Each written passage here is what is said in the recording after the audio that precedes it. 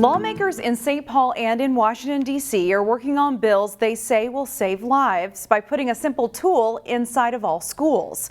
Rusty Ray has the story from the state capitol.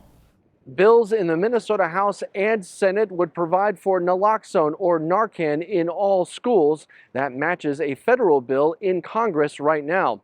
Representative Dean Phillips joined state lawmakers and activists for a press conference inside the state capitol in St. Paul on Thursday. The state bills would provide for about $200,000 to put naloxone, 2 doses, in every school in Minnesota. Phillips says if the federal bill passes, that would allow states to apply for grants to help pay for it. Either way, they say the time is now, with more than 1,000 overdose deaths in Minnesota in 2021. Representative Dean Phillips joined state lawmakers and activists for a press conference inside the state capitol in St. Paul on Thursday. The state bills would provide about $200,000 to provide naloxone, 2 doses, to every school in Minnesota. Naloxone is the drug that reverses the effects of an opioid drug overdose. Phillips says if the federal bill passes, that would allow schools to apply for federal grants to pay for the medication. Either way, they say the time is now, with more than 1,000 overdose deaths in Minnesota in 2021. There are some schools who think that this isn't a problem in their district. And unfortunately, this doesn't discriminate by geography, by socioeconomic status, by race, by anything. It's happening everywhere. So that's the urgency. Schools can't even afford pens and pencils, for God's sakes, let alone life-saving needs for students. So that's what this is really all about, just a little bit of incremental funding that's already out there and does not spend $1 more. Only about 1/10 of the school districts in Minnesota right now have naloxone access in schools, including in Bloomington, where they say they've been able to save at least 2 lives recently. In St. Paul, Rusty Ray, CCX News. The bills in St. Paul are attached to larger spending bills, and DFL state lawmakers are confident that they will pass this session.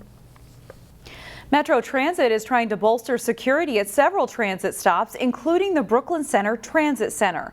Transit officials listed the Brooklyn Center station as one of the Metro's top 6 problem areas. This March, police arrested a man at the station after firing gunshots. Officials say they are acting with urgency to improve safety conditions on public transit. With the Transit Police Department short 61 officers, a private security firm will begin helping in June. There is room for much improvement. We will never criminalize homelessness or individuals suffering from chemical dependency. However, we will enforce the Metro Transit Code of Conduct by strengthening our security posture and getting back to the basics. Organizations like A Mother's Love have also been working at the Transit Center to connect people with social services. The city of New Hope has hired a new city manager pending formal approval by the city council. New Hope chose Reese Birdhoff, who currently serves as the deputy city manager for the city of Beaufort in South Carolina. A search firm helped the city in its search. Birdhoff served in the U.S. Marines and was previously a fire chief.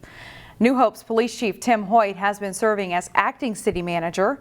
Birdhoff is expected to start in June.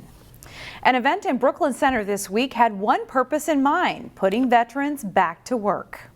Service members traveled abroad. They're comfortable with diversity. They bring technology, knowledge, experience. They're adaptable, they're flexible, they respect authority. Basically, it's a win-win for the job seeker veterans and for the business. The Brooklyn Center Heritage Center hosted the 17th annual Veterans Career Fair on Wednesday. Nearly 100 employers were on site hoping to find veterans who could put their unique skill set to work at their respective companies. North Memorial was one of the companies on hand, and they said veterans are great candidates for careers in healthcare. Those people have immediately transferable skills. There's nothing that needs to change except for them to get certified in whatever they need to be certified from a state and local perspective. For any veterans who were not able to attend this year's career fair, DEED has a list of resources on its website. You can find a link at ccxmedia.org.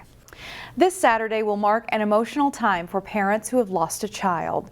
For the past 13 years, a group of bereaved parents with the nonprofit Friends of the Angel has hosted a walk to comfort others.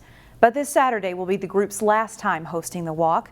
Group members say it was a very difficult decision, but it was necessary due to a lack of volunteers. The final walk will take place around Rice Lake. Rice Lake is about 4.5 miles, so we share mile markers along the way so individuals would not have to walk the entire distance. They can turn around.